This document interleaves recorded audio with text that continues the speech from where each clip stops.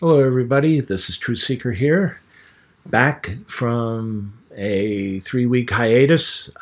Two of those weeks were spent on vacation at Cumberland Island, Georgia, one of the most beautiful places on the East Coast, also one of the most unknown places in the East for taking a vacation.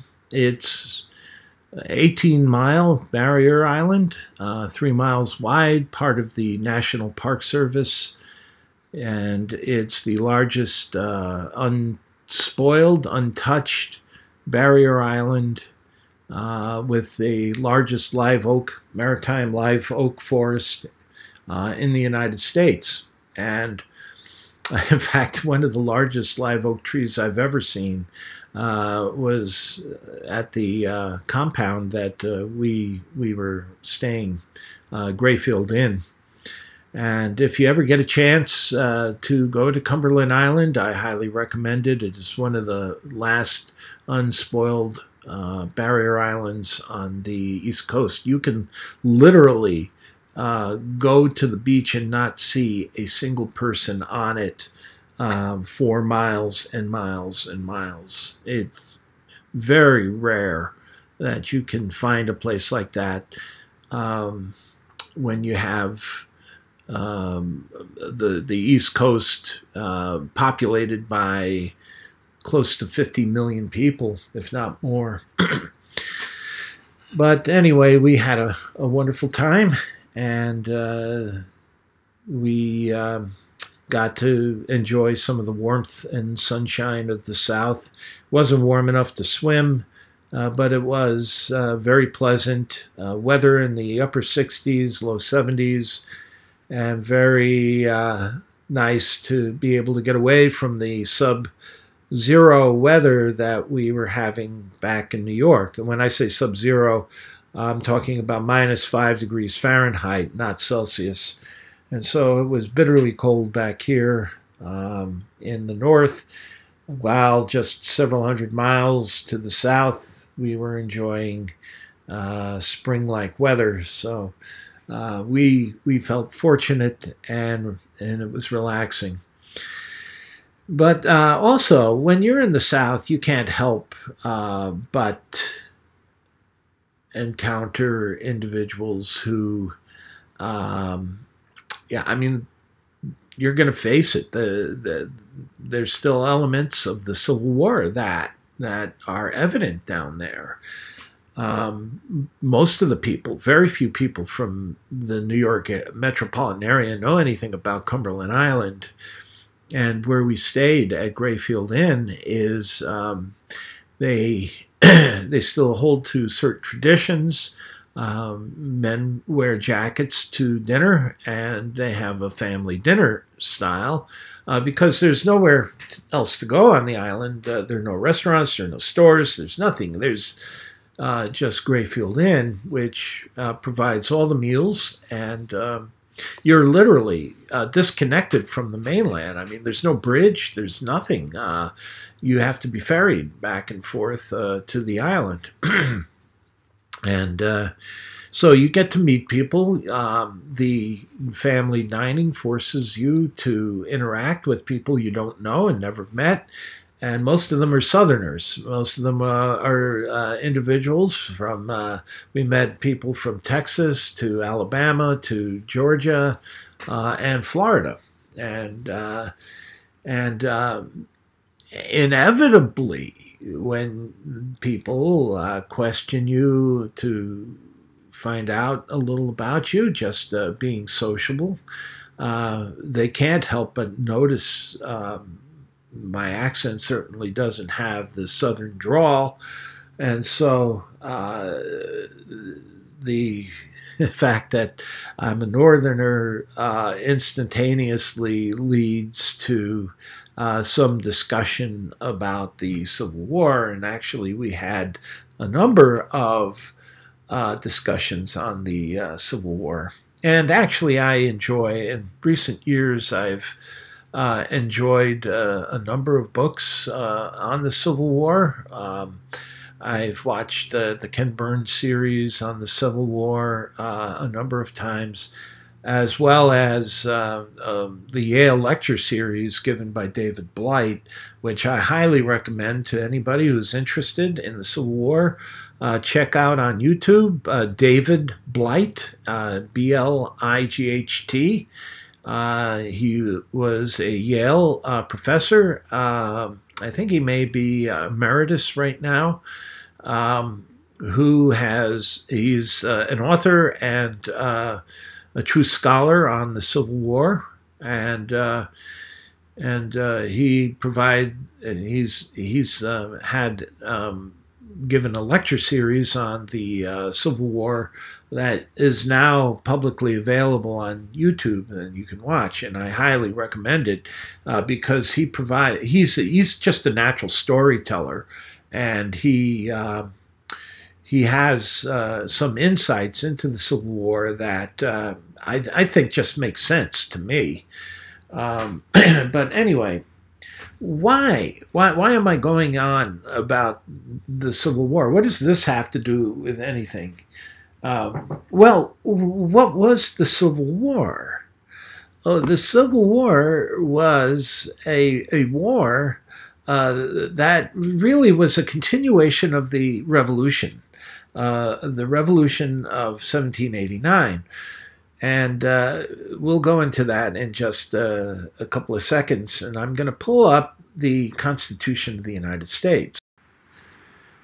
Since the formation of the United States, which itself, there are countless hours that can be given to talking about the formation of the United States and the revolution against England, it was really a revolution against a society that had lasted for thousands and thousands of years, and it was a society of church and state.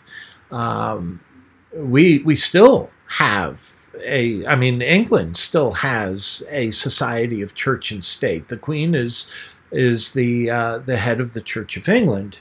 We have never had a government in history before the United States that separated church from state, and our founding fathers realized that many of the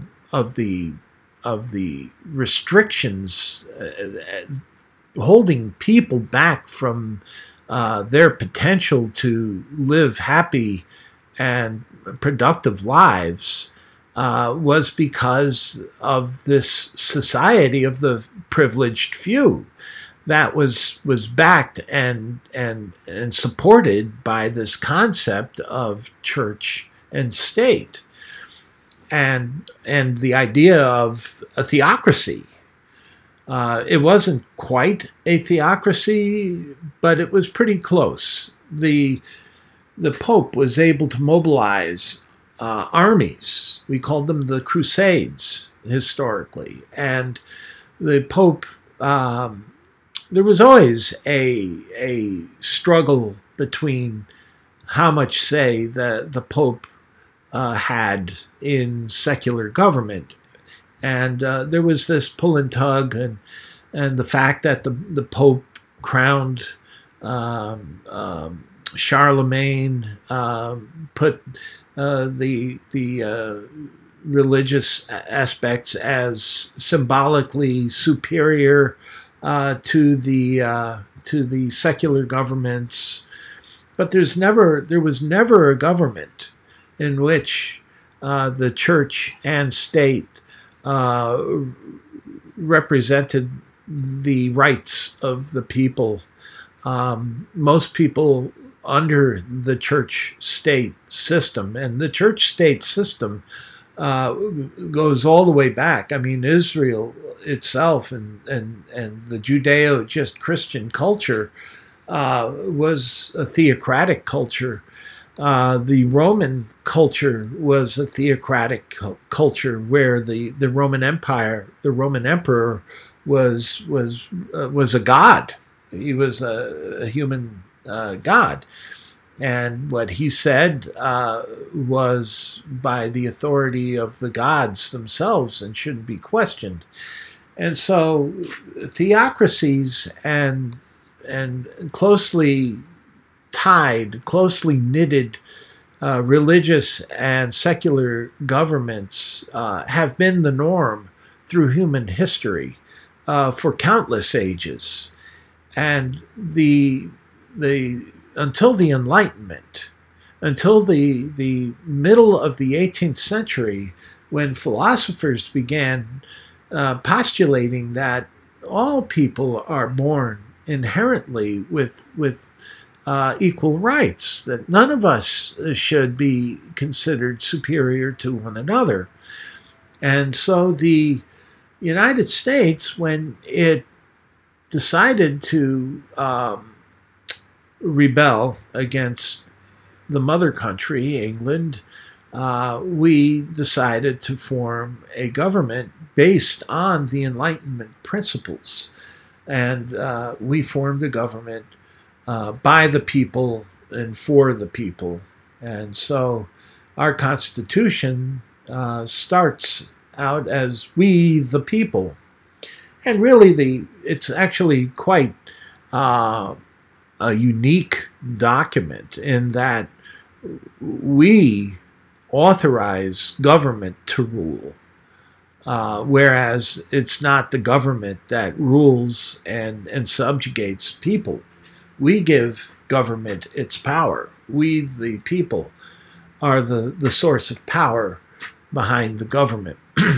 Now, the Constitution itself was written in 7 articles, which really form the basis for how our government was to be established. It set up the Senate, it set up the House of Representatives, it set up the various offices of the government, and it did so in the 7 articles.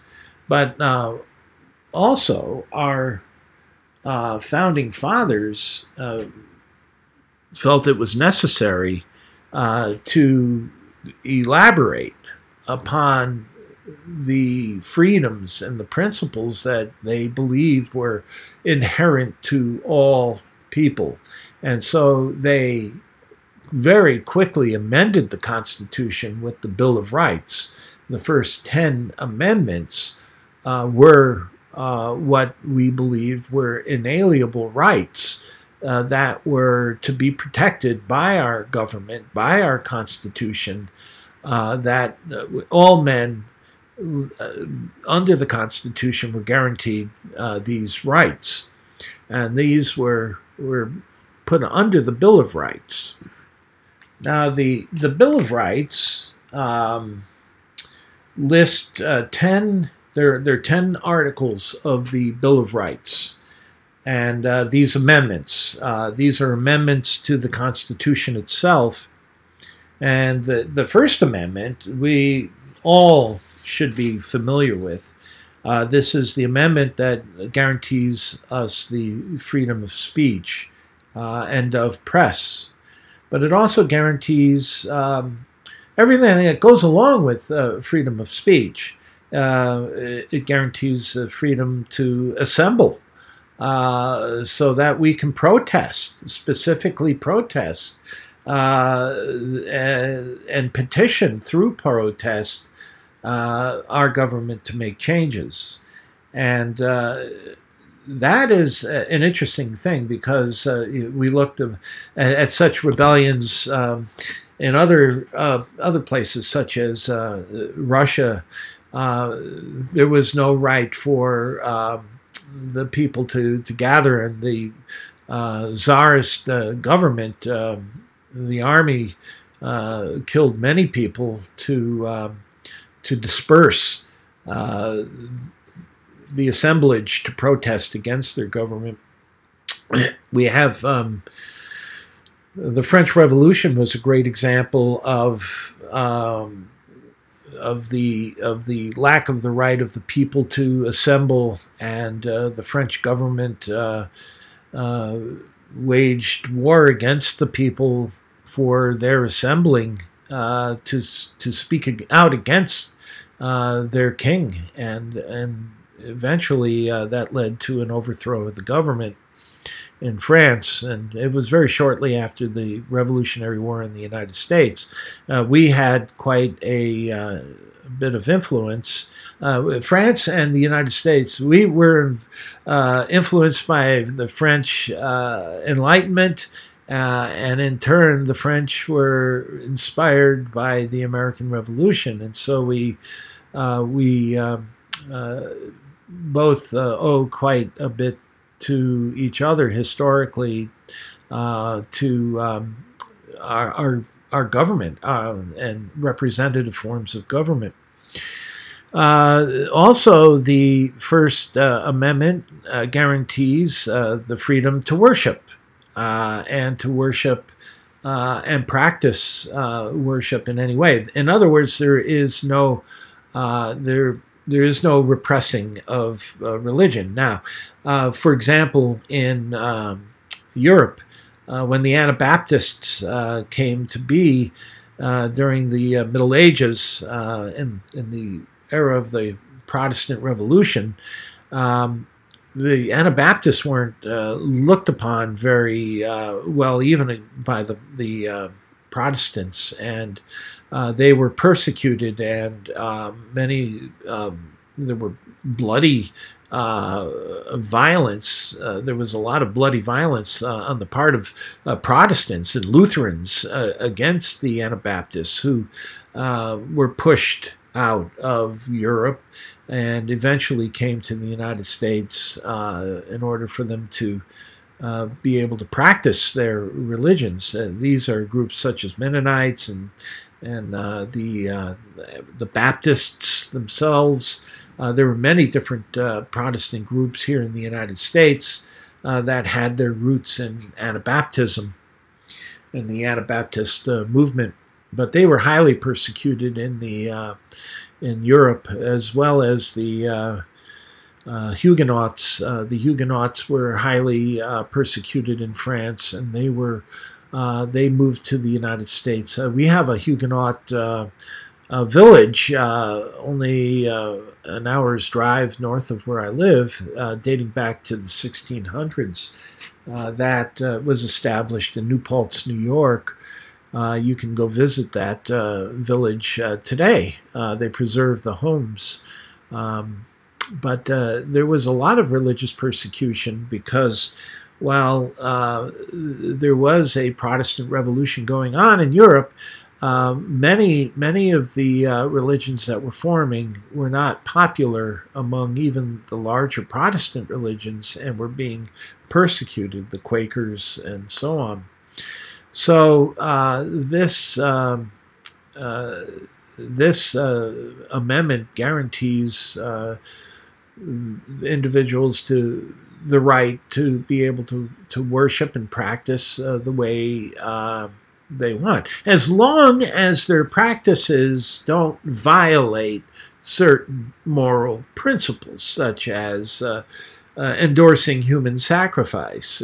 And the Mormons later found out that plural marriages were not endorsed by American culture and the Constitution. So they're an interesting case, and maybe we'll get a little chance to talk about them in a bit. But they did meet persecution because their practices were considered violation of law, bigotry in particular. So anyway, this First Amendment allows those who and want to worship in any way they want their beliefs. They're guaranteed this right. Also, this amendment guarantees the separation of church and state. That the state does not endorse a particular religion. So this is a very, very important Amendment. And this is one that I believe that is under attack by fundamentalists, fundamental religion, or any religion that may be opportunistically theocratic. That goes for Jehovah's Witnesses, as well as the Mormons, and any other group that is very autocratic in its form of internal culture and government.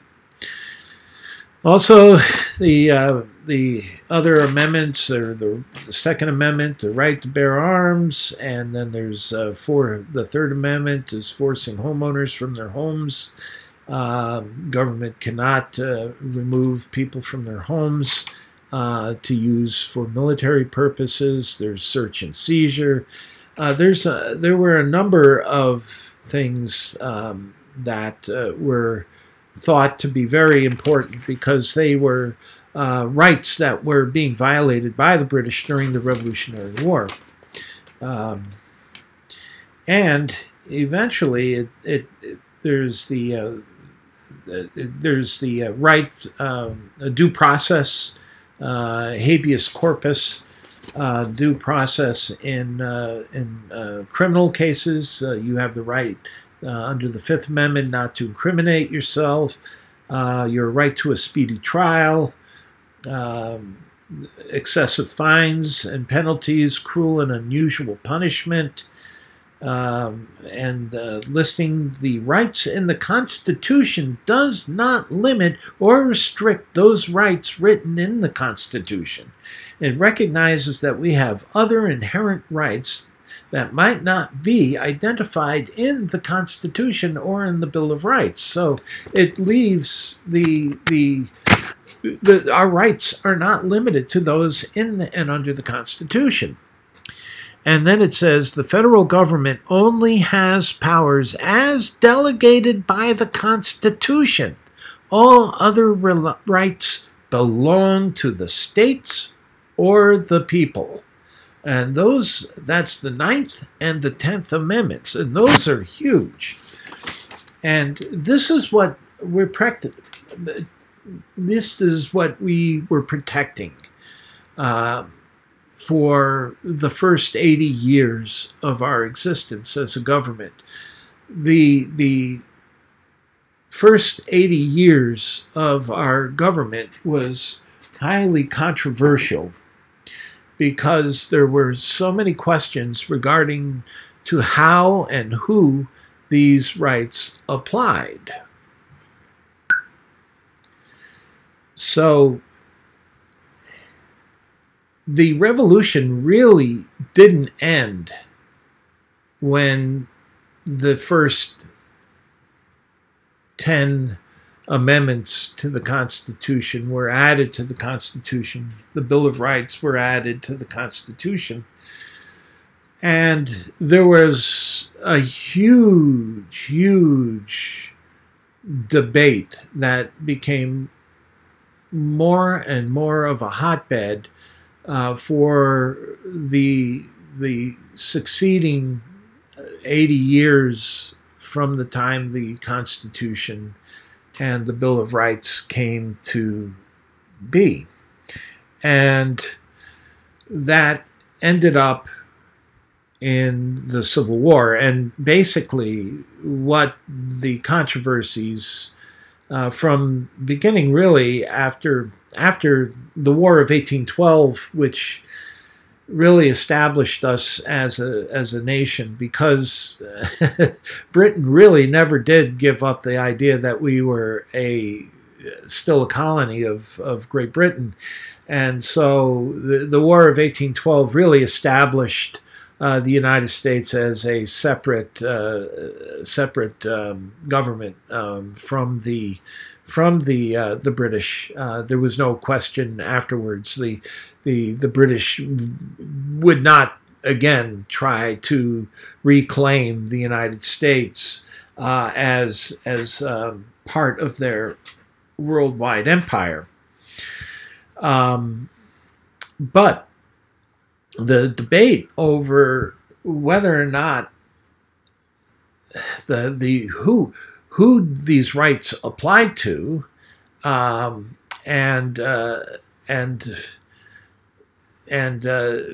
the question as to whether or not the federal government, how much authority the federal government had over the states, the individual states, was being hotly debated for the next, after the War of 1812, for the next 55 some years. And the question really had to do with the way the two sections of the U.S. were being developed. The North was an area where there was a tremendous amount of immigration from Europe. And so there were many different peoples, many different cultures that were coming into the United States, into the North, and establishing themselves in the North and looking for opportunities in the West. As the West was opening up, these people were looking for opportunities further and further west. And this created a question as to whether or not slavery should be opened up to certain states in the West. I mean, really the problem was the West and the westward expansion, and the difference in culture between the South and the North, because the South had such a strong economic dependence on slavery, and without slavery, they wouldn't be able to thrive as well as they did. And thanks to the fact that the cotton gin made cotton a viable economic commodity, really made cotton a highly valuable crop for Southerners. Plus, the climate was right for cotton in the South, and so there was a very strong slave dependence. In fact, slaves outnumbered the number of whites that lived in the South. There were over 4 million slaves in the South at the time the Civil War began. But it was, many people still debate, even today, as to what was really the cause of the war, and so, states' rights versus the right of the federal government over the states. Did the states have the right to secede? But really at the heart of the matter was slavery. There's no question about it. I strongly urge anybody who has any interest in the Civil War and understanding the cause of the Civil War to listen to David Blight's lectures, Yale lectures series, and he goes into detail into the causes of the war, and it really boiled down to slavery. And Lincoln really summed up really what the fight was about, because what he was saying here in the Gettysburg Address, which is probably one of the most monumental statements and documents in human history, not just American history, in human history, because it comes back to the question of the Constitution. And he recognized that really what was in jeopardy at the time was the principles upon which our country was based. And how are these principles to apply? Will they stand the test of humanity, really? And the question of the differences in the way people think and interpret, because we're all going to look at the world differently. And he says, 407 years ago, our fathers brought forth on this continent. He's recalling, he's bringing to heart, right into focus, what the whole point of the matter was: the Constitution, the basis, the principles upon which our government was established. Brought forth on this continent a new nation conceived in liberty and dedicated to the proposition that all men are created equal. You see, and that was where the question lay, because how does such a document with such high principles support something as immoral as slavery? We are now engaged in a great civil war, testing whether that nation or any nation so conceived and so dedicated can long endure. That revolution hadn't ended. The questions that were raised by that revolution have not ended, is what Lincoln was saying. And we're in this bloody battle, testing whether or not those principles will stand. Will they endure, or will they die in a bloodbath and fade away from history? And we know the outcome. Lincoln didn't know the outcome of the war in 1863 when he said these words. The tide was turning. Things were looking good for the North, but it wasn't a guaranteed win for the North. I mean, Lincoln's term as president was over in 1864. If McClellan had become president and was elected president, he would have settled with a compromise with the South, and we would have had a separation of into two states, or into two nations, and so this war was far from over. The outcome of the war was far from over in 1863 when Lincoln said these words. But today, we're fighting a different kind of civil war. What was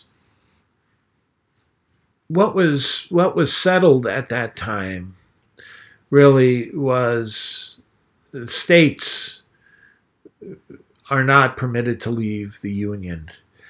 But the bigotry and the hatred that was the underlying reason for slavery lasted. It didn't fade away. It doesn't fade away. And it took 80 years of a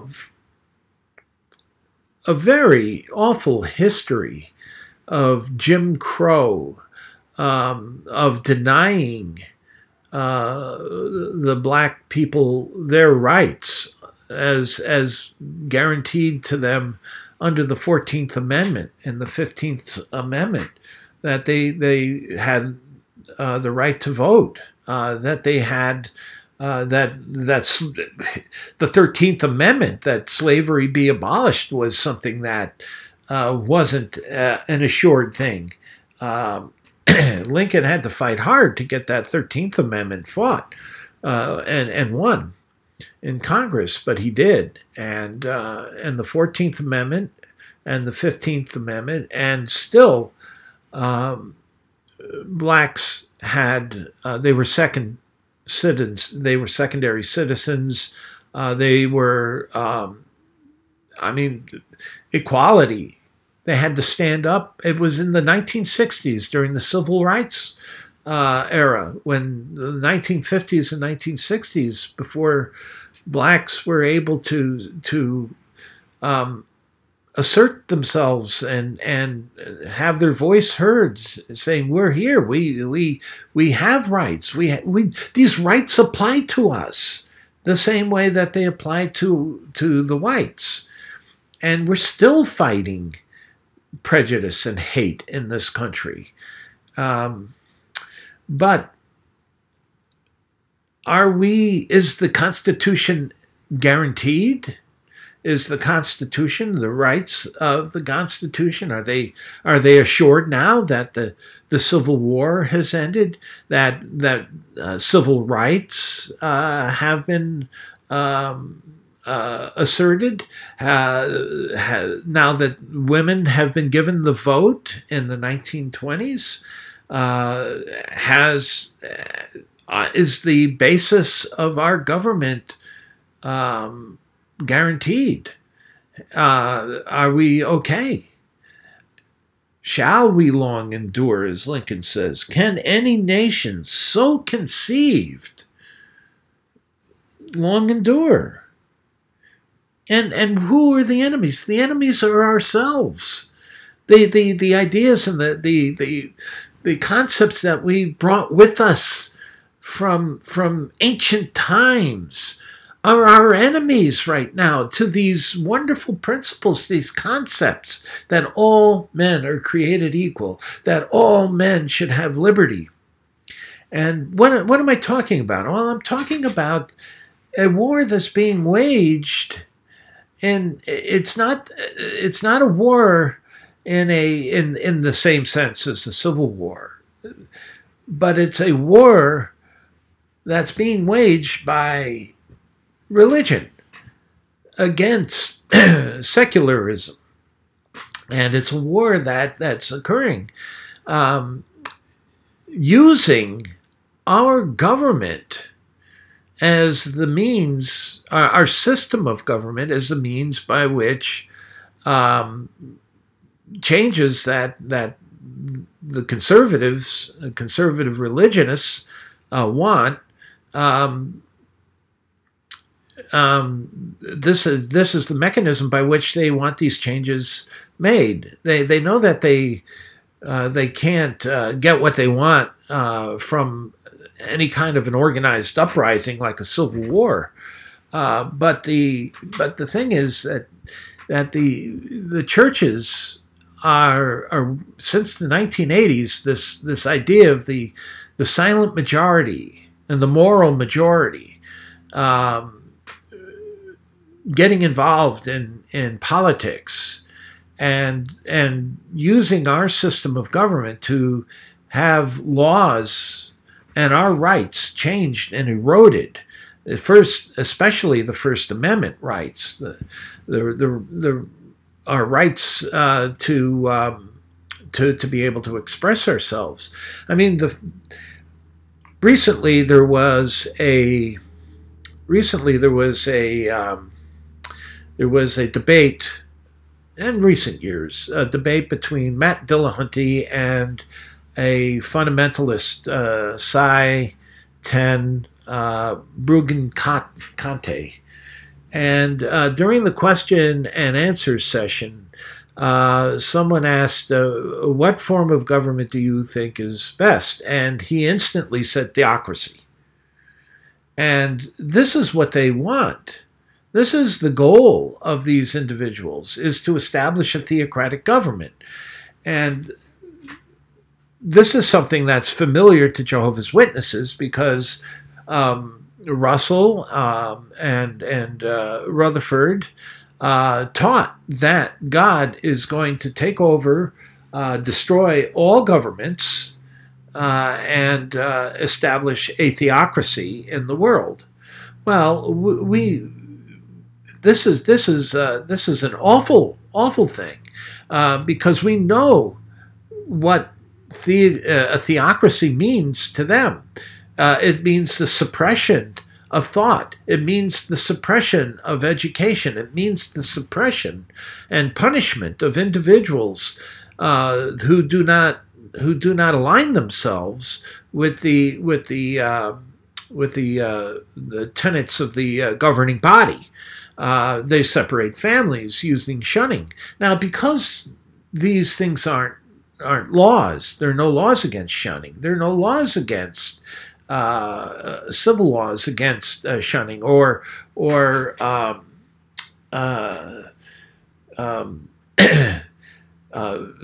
or not somebody should take blood, or any of these issues. They take advantage of these things and force them upon these tenets, these ideas, these beliefs. They force them upon their members, and if the members don't accept, then they're disfellowshipped and shunned.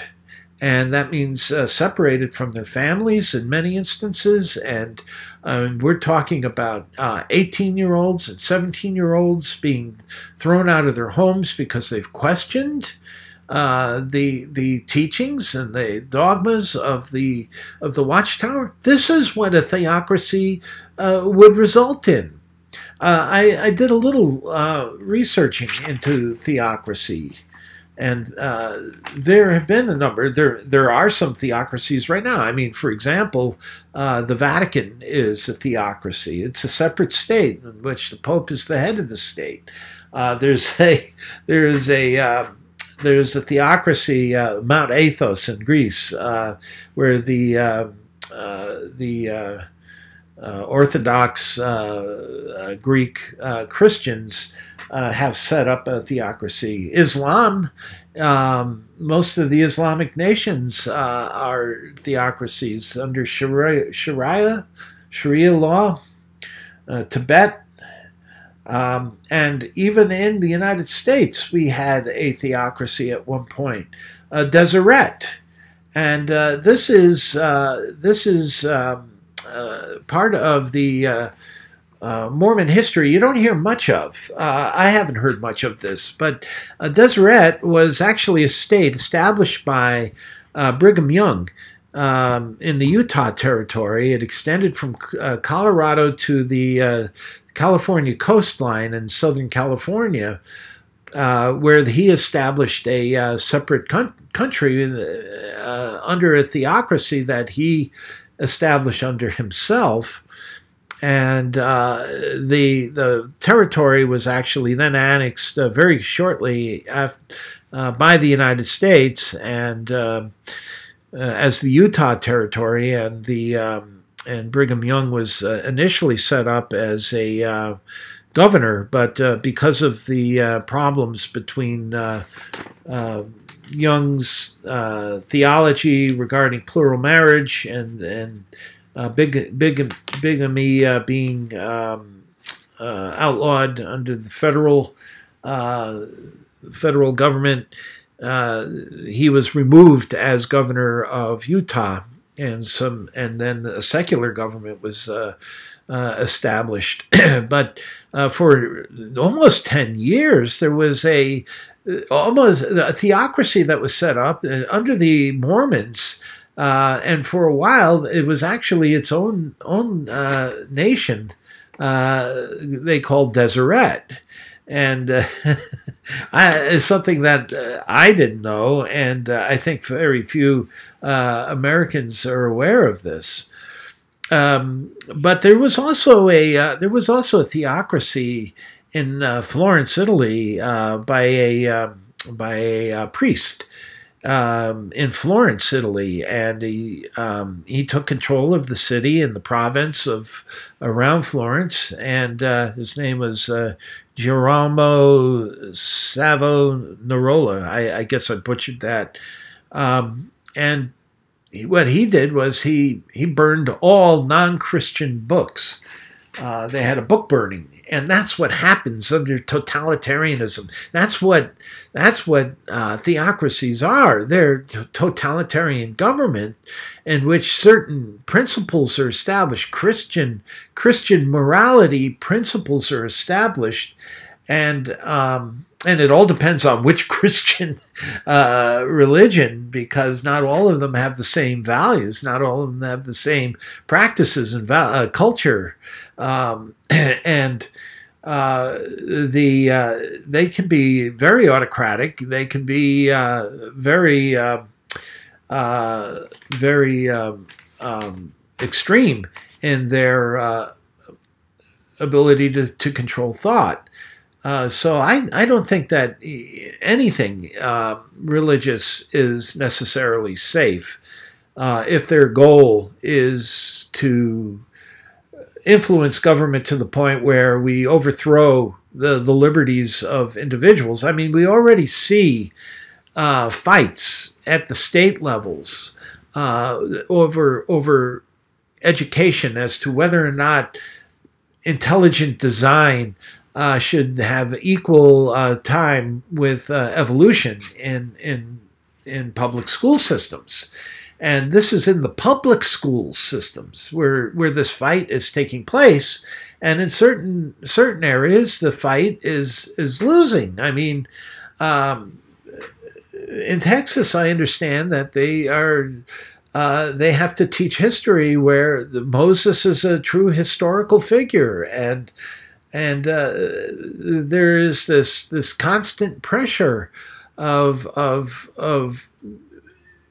creationism versus a scientific explanation of the creation of the world.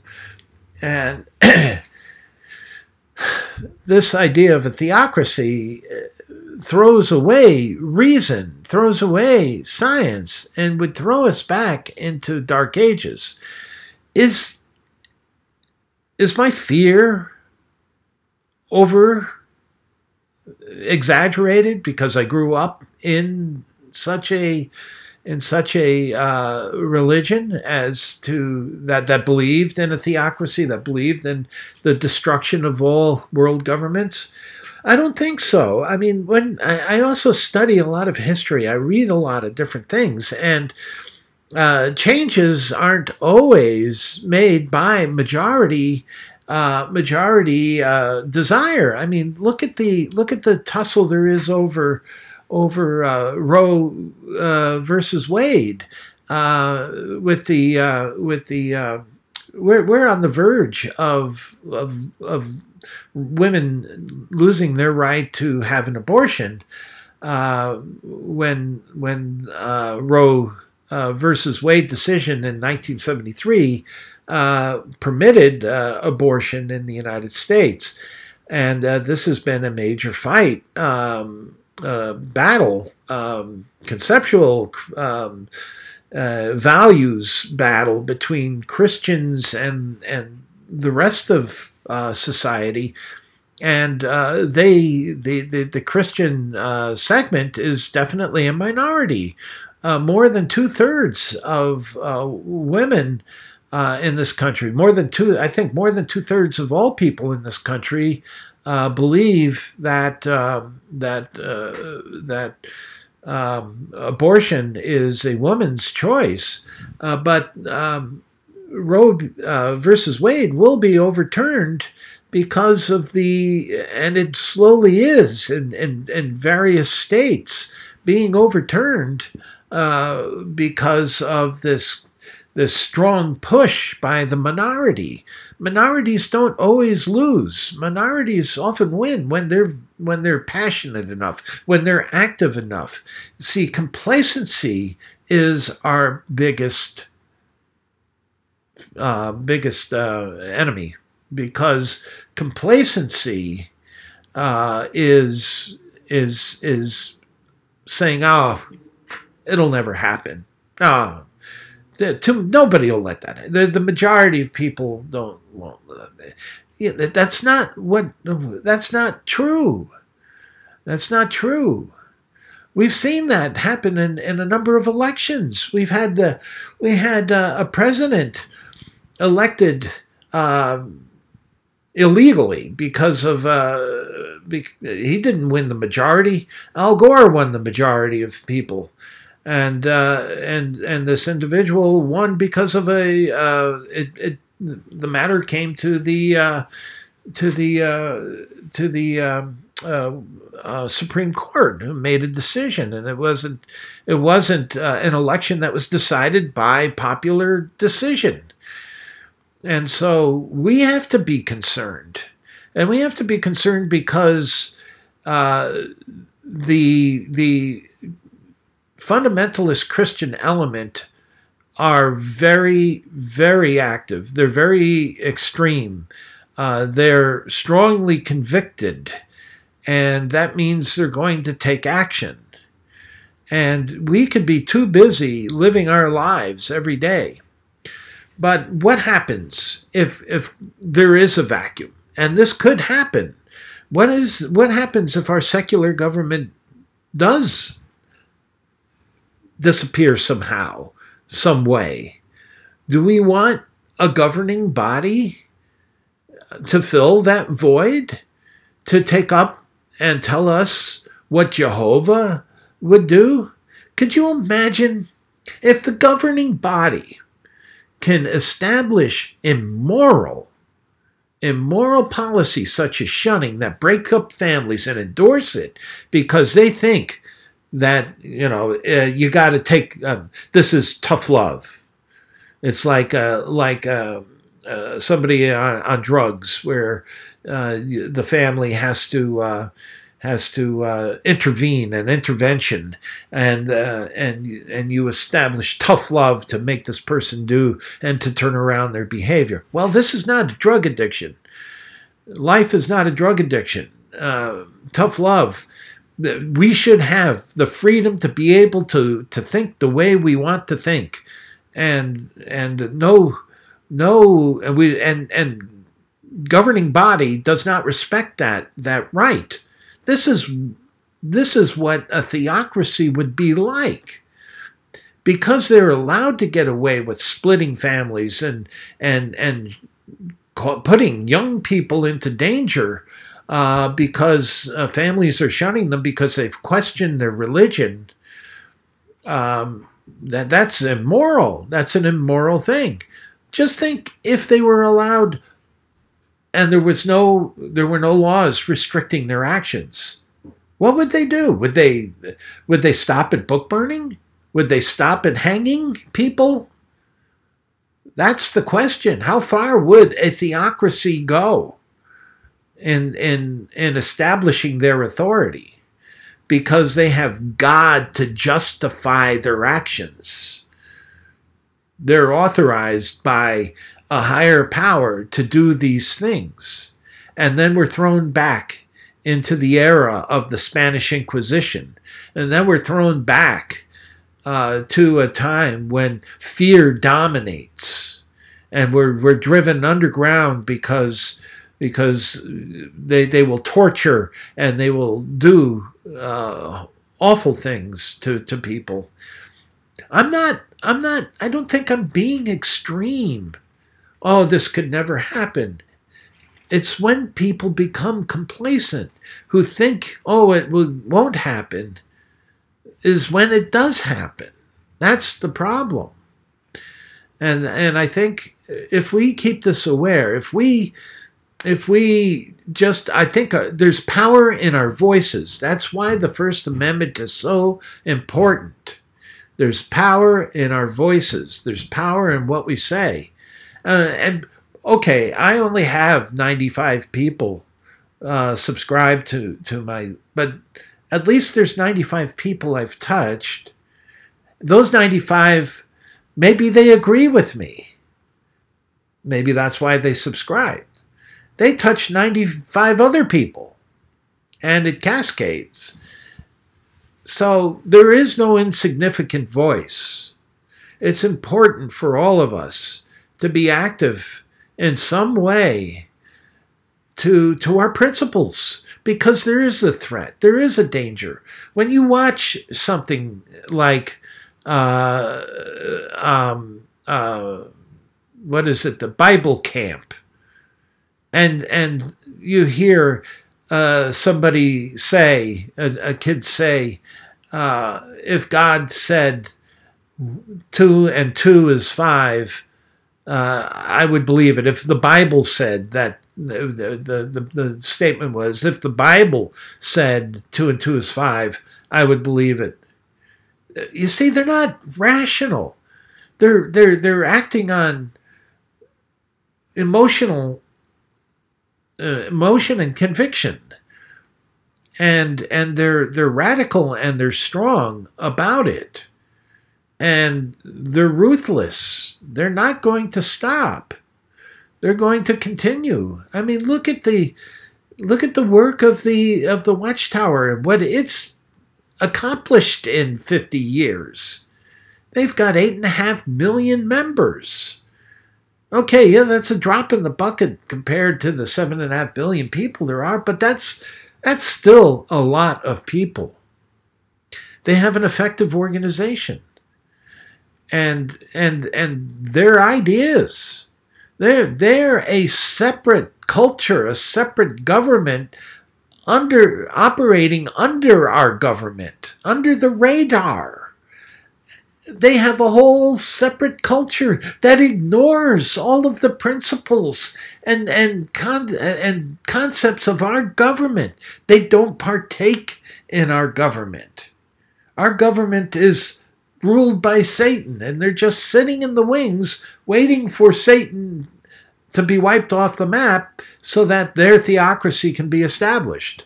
Well, what if something happens that isn't really Satan, but they're there, and they're organized, and they can fill some political gap that may exist? And just think of what kind of a state would be established under such a government. Men like Tony Morris and you know, there's always this question: are they deluded, or does it matter if they're deluded? Does it matter if they really know what they're doing? That they're really deceiving, and they're deceptive, and they're insidious? Does it matter? Because on one hand, I think if they really believe and they're really deluded, that's even more dangerous than if they know that it's all crap, and they're just power-seeking individuals. If they really believe it, that makes them even more brutal than if they were phonies. So I think it doesn't matter. It's a moot point whether or not the governing body knows what they're doing, knows it's all a lie, or whether they're truly deluded. The fact of the matter is they're truly dangerous, no matter what, because they want and believe in a theocracy. And the whole idea is a very dangerous one. They're a good example of what a theocracy could do, and what they're able to do legally under the protection of our government, because they have the right, as long as they don't sacrifice people, as long as they don't murder somebody, as long as they're not committing crimes, their right to practice religion is guaranteed under our government. So they're operating a government under a government, and they're a theocracy, and the governing body is the head of that theocracy. But if there wasn't somebody above them, Caesar, just imagine what they would do. You think shunning is where they'd stop? No. It would be worse. It would be a whole lot worse. And that's true with any theocracy, whether it's fundamentalist Christians, whether it's Mormon, whether the Catholic Church rises up and the Pope gains power again and the Spanish Inquisition is reinstituted. Any theocracy, any resumption of religion in government is a dangerous thing. So we're still involved in a war, and the war is being waged by these Christians. Whether or not the principles upon which our government can long endure, that's what we're facing here. That test that Lincoln was talking about has never disappeared. We can't become complacent about our government, about our rights, about what religion is capable of doing. I don't know how much more I have to say on this. Maybe I'm reactionary. Maybe I just a little too extreme. I don't know. Am I? I don't know.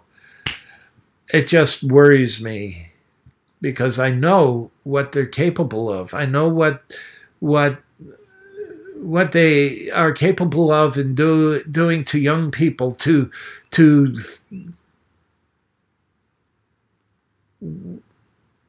manipulate the minds of their youth to believe in what in fairy tales in their religion. I mean, I would say, well, in my own family, of my generation, my mom was an only child, so I don't have maternal relatives. But on my dad's side, my generation, my brothers, my cousins, there are 5, 7, 8, more than half of us. There are about 10, 11 of us all together of my dad and his siblings' generation, their kids, and more than half of them are Bible students, and that's a pretty large percentage. So more than half. There's more than half that remained Bible students. And when I say remain, they're strongly active Bible students. And so, that's something that's a pretty high percentage of conversion. And, that's why the Bible students have lasted so long. That's why they haven't disappeared. They've been very effective and can maybe not drawing in people from the outside so much, but converting their children. And that's what's happening in the Jehovah's Witnesses right now. Their growth is coming from within, organic growth. That 1.35% are the children of, they're born-ins. That's the majority. They're born-ins. Oh yeah, they have many, many leaving. Tens of thousands are leaving every year, but tens of thousands are staying. And many of those 200,000 or so that are baptized every year are young children who don't know really what they're doing, but they're making a decision that locks them in contractually to serving Watchtower. Okay, so it's not a billion-year contract. People actually sign these billion-year contracts. And they're not stupid people. When you hear these people, Leah Remini, when you hear these people who've come out of that Scientology, they're not stupid people. Yet they signed that damn contract. What made them do it? Rational, smart people can do things, can be made to do things. That's why we got to be vigilant. That's why we have to take action against these things. Because religion is effective. Because religion has the advantage of manipulating minds from the time they're born. So that's the advantage that they have.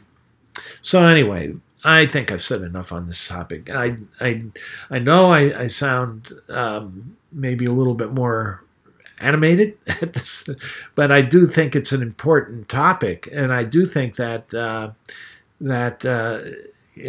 we can't be complacent that the majority of people, that religion,